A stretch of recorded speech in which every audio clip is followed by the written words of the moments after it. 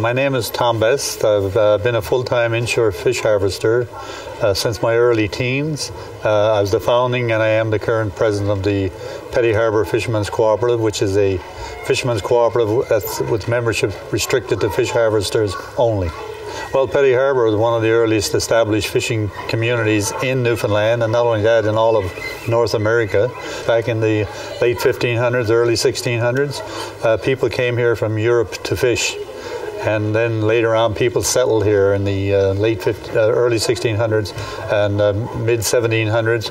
And the fishery was the mainstay of this and several other fishing communities in the province, and really the mainstay of the whole of the Newfoundland economy, right up until the declaration of the cod moratorium in 1992. We're the only community in Canada, probably in North America, that has laws gazetted that the fishermen in the community decided were appropriate, that only allows the kinds of fishing technology to be used in a specific area of water adjacent to this community that the fishermen here agree is responsible and sustainable. So the technologies that we use and we're very effective at using and created very viable fisheries and viable communities were traditional methods. Traditional inshore fisheries in Newfoundland and Labrador could have went down for the next million years with little or no impact on the resource. Heavy offshore, heavy technology and mobile fishing draggers and technology in a period of 50 or 60 years brought the resource to its knees and the fishing industry to its knees. Before the moratorium, we were mainly talking about competitive fisheries. So quotas were allocated in an area, but basically a general quota for in the offshore different zones, and in the inshore one general quota, and fishermen went at it and competed. And whoever could land the most and get the more sales, that's the way it went. People eventually woke up to the fact that competitive fisheries were probably something that was responsible for destroying the resources. And then we switched to what we refer to here as individual quotas by area.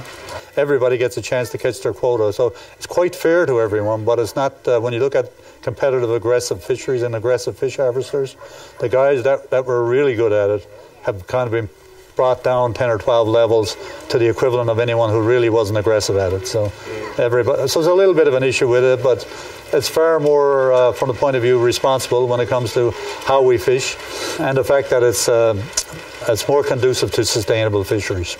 Well, the cooperative was formed because of the fact that in this community, fish harvesters believed that the cod fishery was the main species fishery, and the plants here were geared up to purchase cod.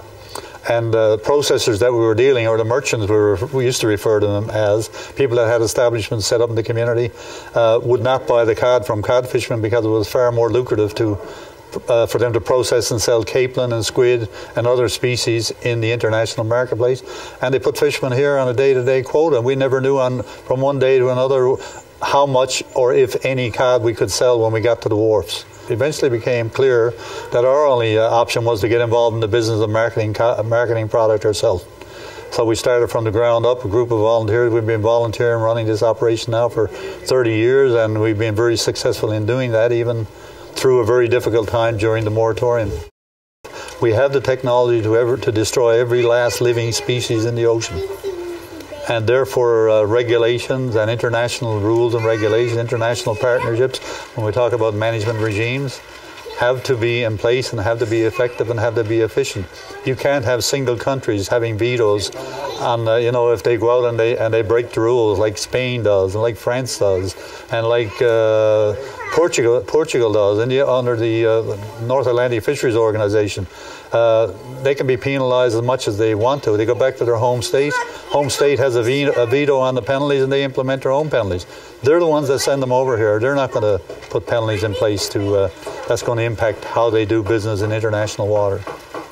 So we have to change that.